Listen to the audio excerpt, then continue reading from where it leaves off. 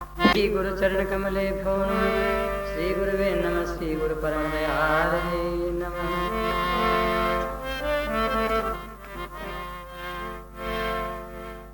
सब विधि पूर्ण काम सब विधि पूर्ण काम हमारे गुरु सब विधि पूर्ण हमारे गुरु सब विधि पूर्ण काम।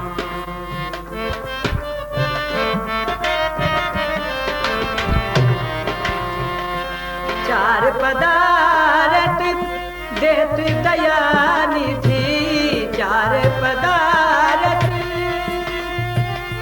देत दया निधि दानी दंपति नाम दानी दंपति नाम हमारे सब विधि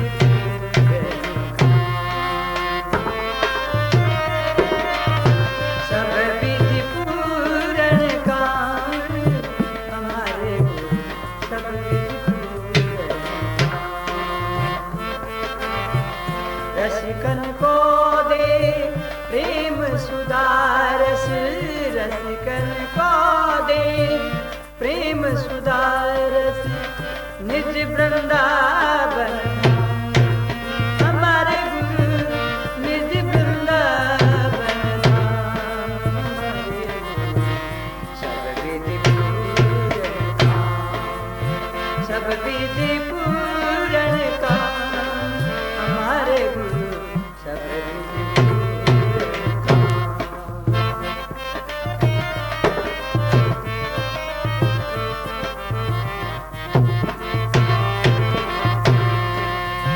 सरस माधुरी कृपा गुरु ने की सरस माधुरी कृपा गुरु ने की दर से श्याम श्याम दर से श्याम श्याम हमारे गुरु सब विधि पूर्ण काम हमारे गुरु सब विधि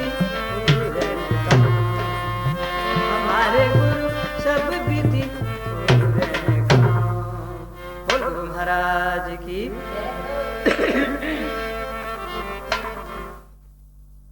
मथुरा का सभी कार्य संपूर्ण होने के बाद वसुदेव जी ने सोचा कि अब कृष्ण को पढ़ाने की व्यवस्था करनी चाहिए। आप उज्जैन नगरी में शांतिपन नाम करके और उनके कुल गुरु रहते थे वसुदेव जी की।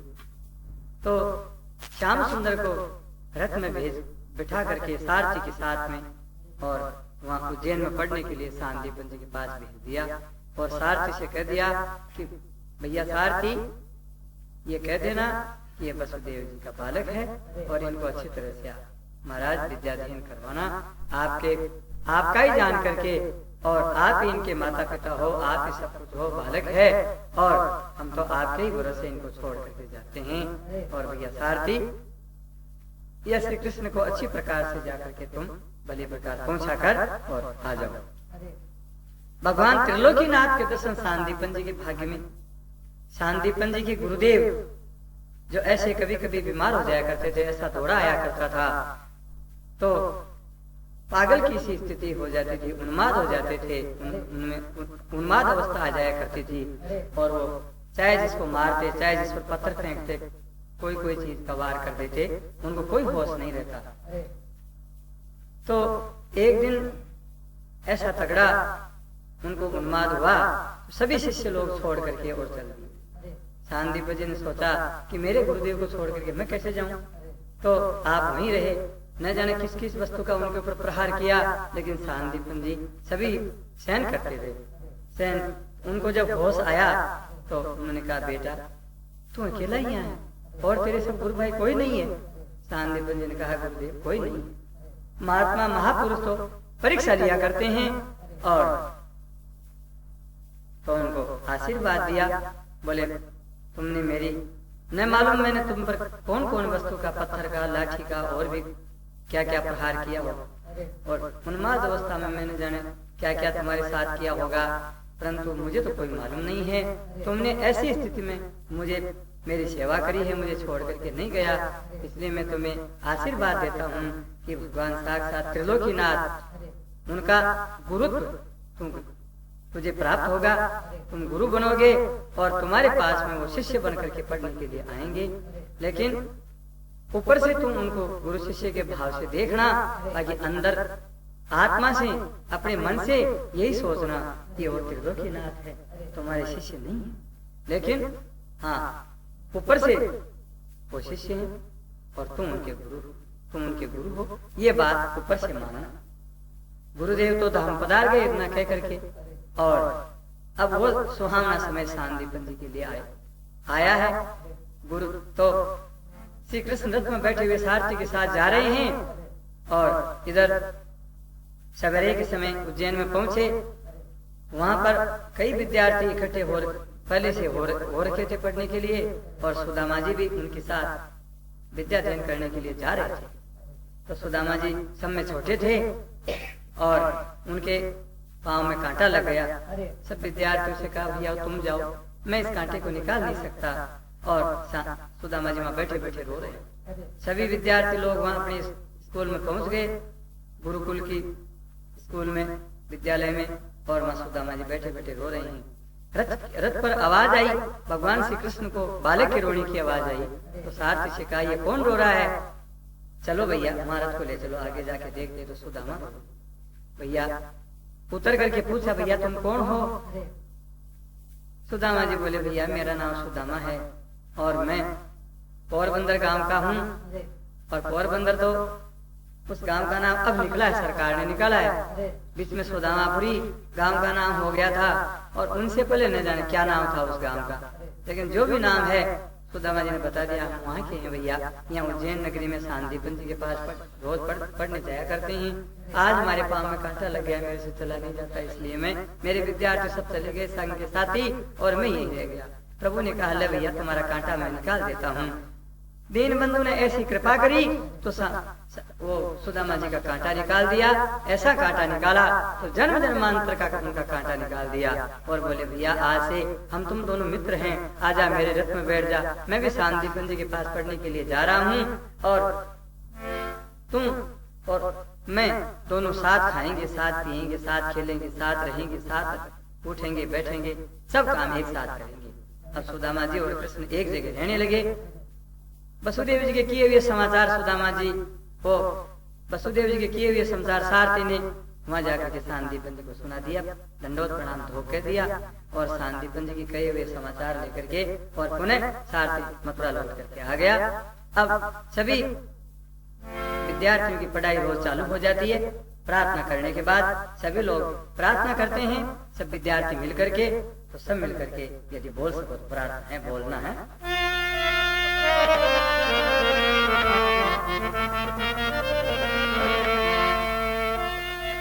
तुम्ही हो माता पिता, तुम्ही हो बंधु सखा,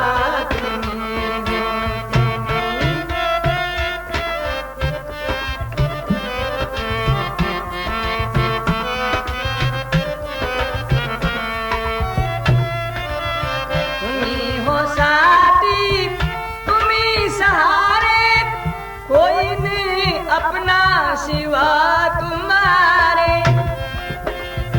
तुम्ही हो नैया, तुम्ही खिवैया, तुम्ही हो बंधु सखा, तुम्ही हो माता पिता, तुम्ही हो बंधु सखा।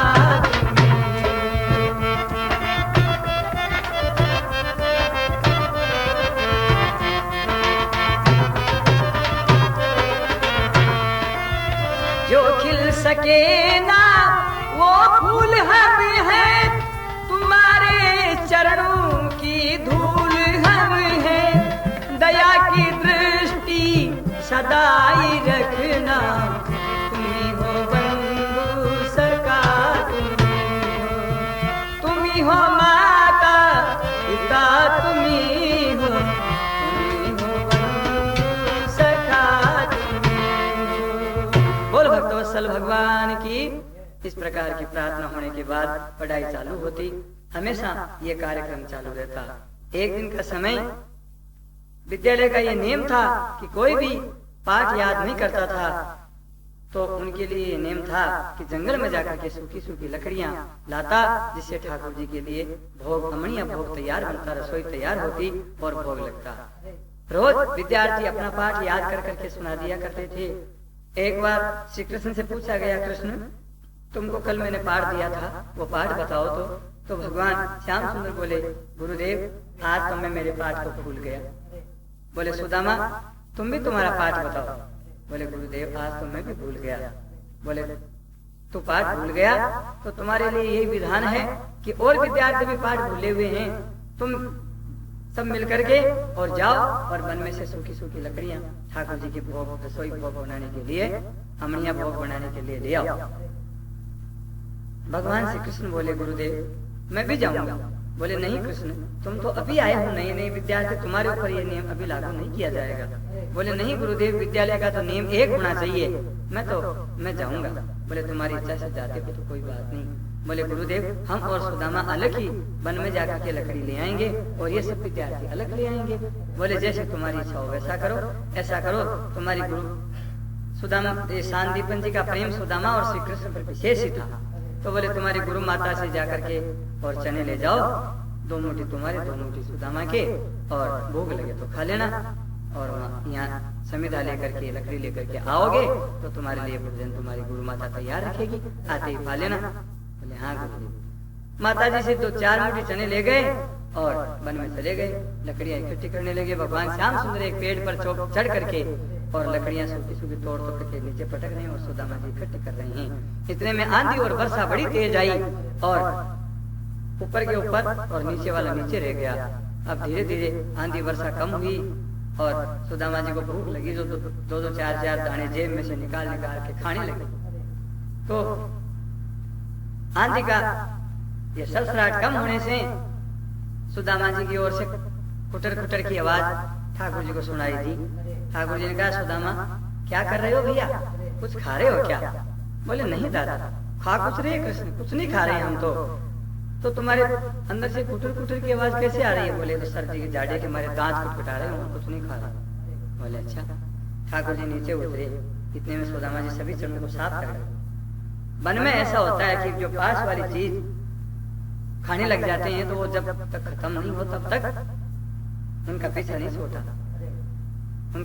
छोड़ते हैं। भगवान श्री कृष्ण ने कहा सुदामा लाओ चना गुरु माता ने दिया था, वो भूख लगी है भैया खा ले में। बोले भैया वो चना तो मैं खा गया। ठाकुर जी बोले तेरे बटके खा गया, मेरा बटका थोड़ी खा गया। बोले भैया तेरे बटका भी खा गया। अच्छा कोई बात नहीं है भैया, अरे सारे दरिद्री मेरे बटके चना खा गया। वहीं से श्राप लागू हो गया सुदामा जी को। फिर श्री कृष्ण बोले कोई बात नहीं भैया, अभी घर चल के और रोटी खा लेंगे, माता जी ने भोजन तैयार कर रखा हो। इधर जब आए गुरुजी चिंता कर रहे थे, गुरुजी उनको ढूंढने के लिए वन की ओर चल पड़े। कृष्ण और सुदामा दोनों गुरुजी को मिल गए और गुरुजी बड़े प्रेम से उनको हृदय से लगाया और बोले पूछ लिया क्यों कृष्ण चने तो तुमने आराम से खा लिए होंगे। बोले गुरुदेव सभी चना ये सुदामा खा गया अकेला, दोनों के बटका। गुरुजी ने कहा अरे ये कैसे? सुदामा किसी के भाग्य हिस्से की चीज खा करके पर तुम दलित बनोगे। जो किसी के हिस्से की वस्तु खा जाता है वो उनको दलित बनना पड़ता है। तुम आज से दलित जाओ, मेरा श्राप है। भगवान श्याम सुंदर बोले हे गुरुदेव आप ये क्या कह रहे हैं? मेरे प्यारे मित्र सुदामा को ये क्या श्राप दे रहे हैं? बोले नहीं कृष्ण, श्राप देने से दुनिया इस बात को समझेगी कि किसी के हिस्से की वस्तु खाने से क्या होता है। भगवान श्याम सुंदर बोले भैया सुदामा तू चिंता मत कर, तेरे में आपत्ति विपत्ति पड़ेगी तो मैं तेरी सहायता करूंगा। गुरुदेव बोले अरे सुदामा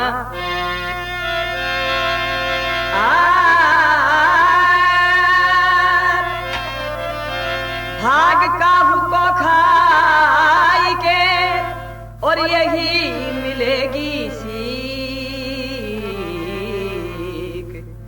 ओहु दरिद्री आज से तुम घर घर मांगोगी।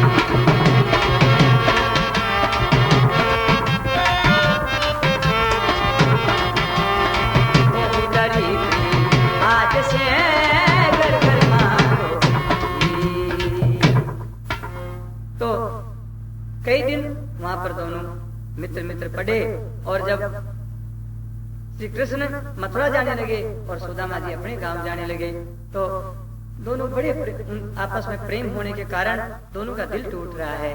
अच्छा भैया, दोनों बड़े प्रेम से हृदय लग करके और सीने अपना हृदय लगा करके दोनों मिल करके और उदासी मुख पे छाई हुई दोनों के, और ऐसे अपने अपने दिशान को रवाना हुए। सुदामा जी का ब्याह शादी हो गया और सुदामा जी के माता पिता कुछ वर्षों बाद परलोकवासी हो गए और सुदामा जी तो दरिद्री हो गए। अब भिक्षा द्वारकाधीश जो है और श्री कृष्ण जो है द्वारका में जाकर के और द्वारकाधीश बन गए और जरासंध आदि से लड़ाई करते हुए और आप द्वारका पहुंच गए। 17 बार जरासंध को हरा करके और 18वीं बार जब वो फौज लेकर के आया तो आपने एक कृष्ण और बलराम दोनों मिलकर के एक पहाड़ पर चढ़ गए। जरासंध ने सोचा पहाड़ के आग लगा दूंगा, किधर से उतरेंगे, इसी में जल करके भस्म हो जाएंगे।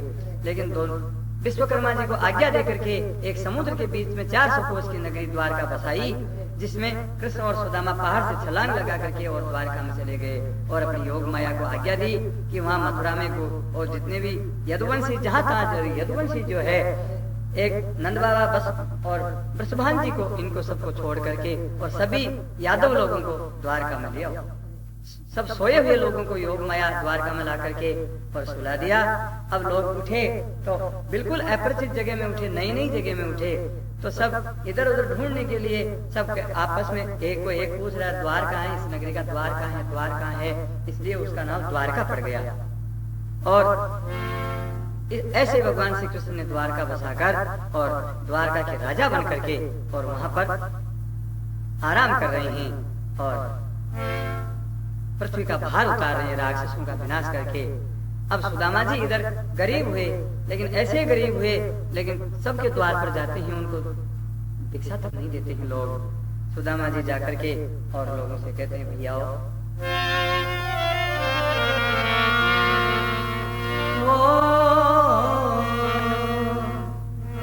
जीवन का मैंने सौंप दिया,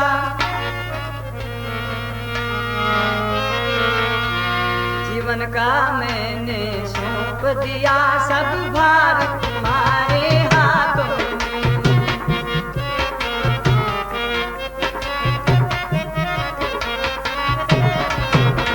उद्धार पतन अब मेरा है, सरकार तुम्हारे हाथों में। उद्धार पतन अब मेरा है, सरकार तुम्हारे हाथों में। हम तुमको कभी नहीं बदते, फिर भी तुम हमें नहीं तजते। अपकार हमारे हाथों में, उपकार तुम्हारे हाथों में। जीवन का मैंने सौंप दिया, सब भार तुम्हारे हाथों में।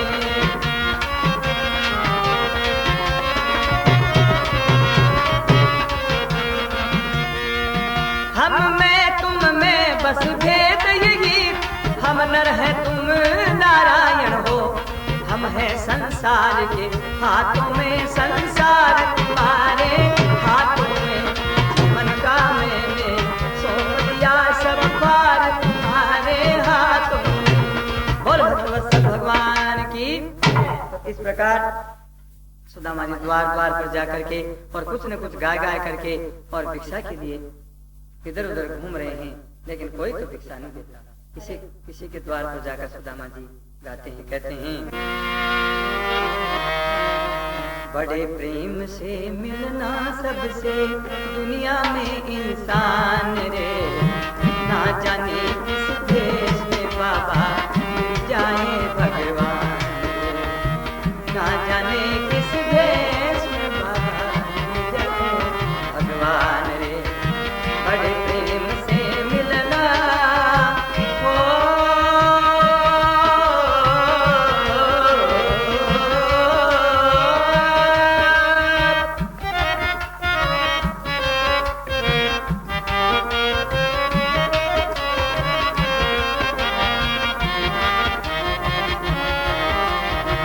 क्या जाने कब श्याम मुरारी आ जाए बन करके भिखारी, क्या जाने कब श्याम मुरारी।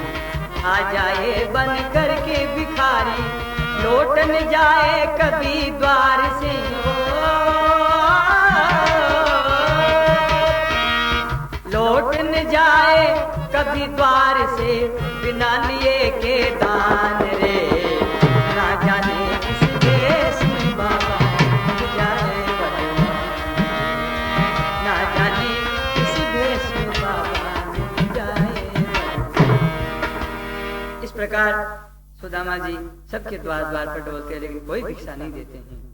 उस दिन सुदामा जी को भूखा ही रहना पड़ा। सब परिवार को, सुदामा जी के 2 बच्चे थे और दोनों दंपति पुरुष 4 प्राणी घर में थे, चारों को भूखा ही रहना पड़ा। सुदामा जी भिक्षा मांगते मांगते विचार किया, चलो देखे ब्राह्मणी ने कुछ भोग लगाया होगा ठाकुर जी के, कोई प्रसाद बना हो तो देखे चल करके लेवें। लेकिन यहाँ आते हैं, आकर के पूछते हैं, प्रिय सुशीला जी नाम था सुदामा जी की पत्नी का। बोले प्रिय सुशीला, आपने कुछ ठाकुर जी के भोग लगाया? बोले ब्राह्मणी ने कहा, महाराज मैं काय का भोग लगाया था, मेरे पास तो कुछ था ही नहीं। आप कुछ लाए थोड़ी थे? हाँ मैं तो कुछ नहीं लाया, मेरे तो कुछ। बोले मुझे तो कुछ नहीं मिला, आपके पास कुछ आ गया और भोग लगा दिया हो तो ठाकुर जी का प्रसाद हमको भी दे दो। बोले महाराज यहाँ तो भोग लगाने के लिए कोई चीज नहीं है, आज 3 दिन हो गए। सुदामा जी चनों के खेतों में पहुंच गए और चने बीजे हुए थे, तो चने बीजे हुए उनमें से जमीन में से बीन बीन करके और मुश्किल से एक दिन भर में 1 मुट्ठी चनों की इकट्ठी करी और ला करके सुशीला जी से कहा, लो इनको पीस करके और बच्चों को तो रोटी बना करके दो, हमारी तुम्हारी तो भगवान श्री कृष्ण जब सुध लेंगे तब होगा। सुशीला जी ने सोचा घर में पानी नहीं है, परिंदे में पानी की एक मटकी ले आऊं, उसके बाद में इनको पीस करके बच्चों को रोटी बना करके दूंगी। परंतु आज सुदामा जी दरिद्र है, दरिद्र के घर में और ये चनों की मुट्ठी कैसे पड़ी है, क्या बात है। तो दरिद्र ने सोचा कि मेरा बदनाम है, इसलिए दरिद्र भिक्षुक का रूप बना करके और वो सुशीला जी चली गई पानी जल भरने के लिए और सुदामा जी लग गए प्रभु के भजन पूजन में। और दोनों बालक बैठे थे। बालक माता पिता के पास जैसा देखते हैं वैसा ही बालक करेंगे, वैसे ही उनकी आदतें पड़ जाएगी। आजकल माता पिता ही टीवी देखते हैं तो बालक क्या करें बेचारे, वो तो देखेंगे ही देखेंगे। तो इसलिए जो बालक जैसे आचरण घर में देखेंगे वैसे ही वो बालक बड़े होंगे जब करेंगे। तो सुदामा जी और सुदामा जी की पत्नी परम सुशील थे, किसी को देने में जो है बिल्कुल दानी थे, लेकिन उनके पास कुछ था ही नहीं, क्या देते। लेकिन ये सब आदतें देख देख करके बालक भी वैसे ही स्वभाव वाले हो गए थे। दरिद्र जो है एक भिक्षुक का रूप बना करके आया और सुदामा जी के द्वार पर आकर के बोला भिक्षाम देहि। तो वो बालकों के सामने चनों की मुट्ठी पड़ी थी, वो ले जा करके और दरिद्र को भिक्षुक को डाल दी। सुशीला जी आई जल ले करके और बोले बेटा वो चने की मुट्ठी पड़ी थी, कहाँ है? बोले माता जी तो एक भिक्षुक आया था, हमने उसको दे दी। सुशीला जी ने सोचा इनके दोनों के भाग में भी रोटी नहीं, हे भगवान ऐसे इन बच्चों को मैं तड़पड़ाते हुए कब तक हम दोनों दंपति पूर्व देख सकेंगे, क्या होगा इन बालकों का। तो अब एक दिन का समय, तो सुशीला जी से आकर के और भगवान श्याम सुंदर जो है सुशीला जी से आकर के बोले, किसी आपने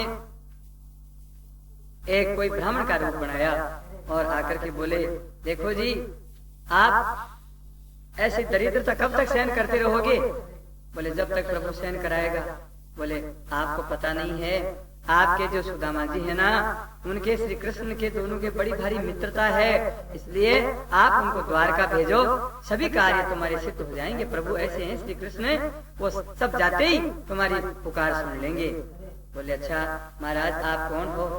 तो बोले नाम से तुम्हें क्या मतलब है, मैं तो पंडित हूँ और आपको ये शिक्षा, आपको हमेशा आपके पति देव को भिक्षा लाते हुए देखता हूँ, कोई भिक्षा नहीं देता। ऐसी दरिद्र अवस्था देख करके मुझे आपके ऊपर दया आ गई और हमने आपके लिए ये सब कह दिया है। सुदामा जी को आज अपने वहां पर भेज देना द्वारका में। अच्छा महाराज मैं जरूर भेजूंगी। शाम को आते ही सुशीला जी ने कहा हे महाराज हमने सुना है कि श्री कृष्ण आपके मित्र हैं।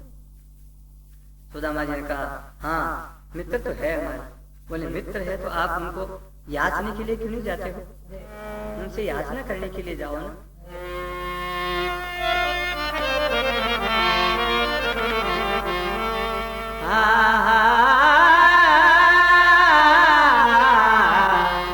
अज मित्र तुम्हारे गिरधारी श्री कृष्ण मुरारी, मित्र तुम्हारे गिरधारी श्री कृष्ण मुरारी, मित्र तुम्हारे।